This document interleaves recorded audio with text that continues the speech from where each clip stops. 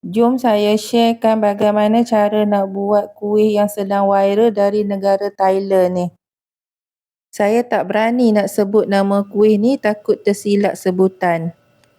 Kuih ni ada dua adunan yang perlu kita buat, bahagian dalam dan bahagian luar. Bahagian dalamnya santan dan bahagian luarnya lembut seperti agar-agar, tapi sebenarnya bukan agar-agar.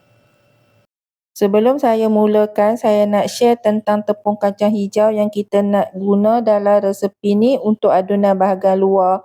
Saya beli tepung ni di Lotus Kulim, mungkin di Lotus daerah lain pun ada, tapi packagingnya hanya 200 gram untuk satu paket. Kalau tak ada tepung kacang hijau ni, memang tak menjadilah kuih ni.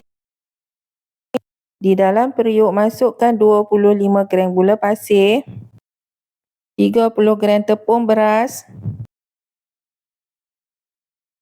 sedikit garam, 300 ml santan. Saya guna 250 ml santan kotak dicampur dengan 100 ml air. Sebelum masak di atas dapur, kacau-kacaukan dulu bagi sebati semua-semua bahan ni.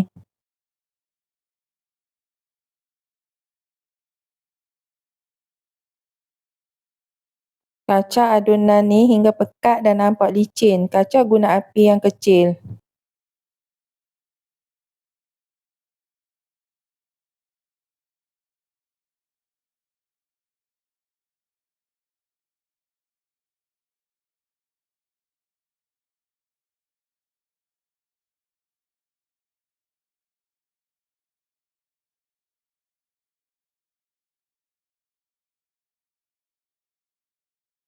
Adunan yang putih ni bila dah siap kacau di atas dapur, masukkan ke dalam piping bag.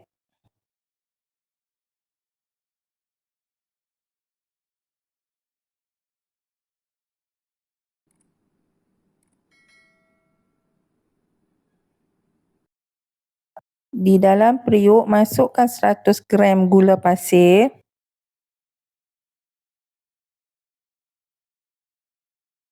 60 gram tepung kacang hijau,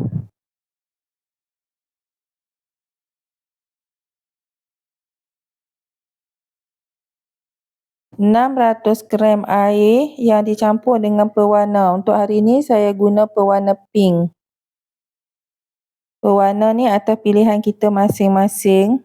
Sebatikan dulu semua bahan-bahan sebelum dikacau di atas dapur. Kacau adunan ni dengan api kecil hingga pekat dan likat.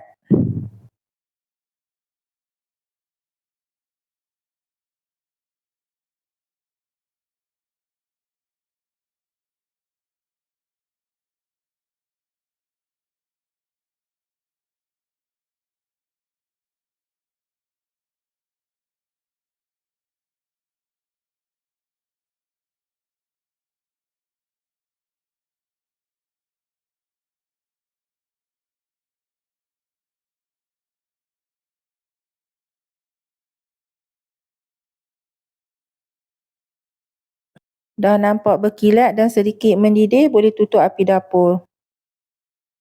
Standby acuan sebanyak 20 pieces. Acuan tak perlu disapu dengan minyak. Sebelum adunan berwarna ataupun bahagian luar ni jadi pekat, kita kena cepat-cepat paitkan adunan putih yang bahagian dalam tu. Kita masukkan adunan yang berwarna atau yang bahagian luar tu hanya 3/4 daripada acuan sahaja.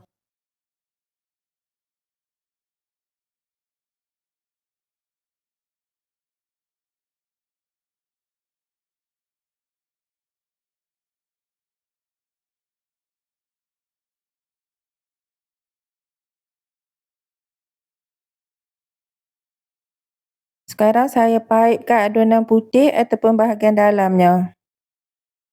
Kuih ni tak perlu dimasukkan ke dalam peti ais untuk disejukkan. Biarkan pada suhu bilik sahaja. Anggaran sejam atau 2 jam, kuih ni dah boleh kita keluarkan daripada acuan.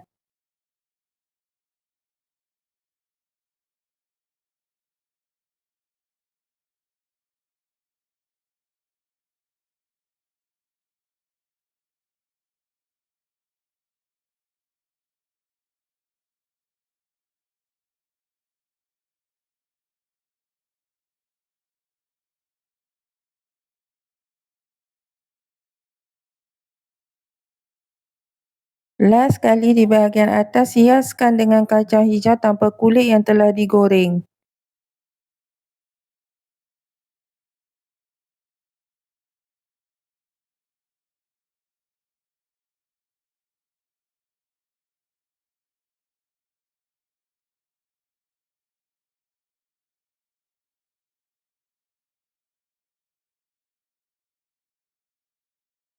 Kacang hijau tanpa kulit pun ada jual di Lotus.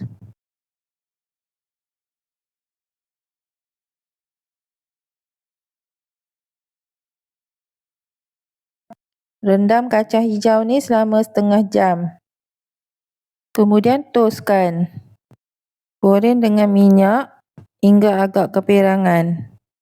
Tapi jangan garing sangat, nanti hangit. Guna api yang kecil sahaja. Bila angkat daripada dapur, toskan dan lapik dengan tisu.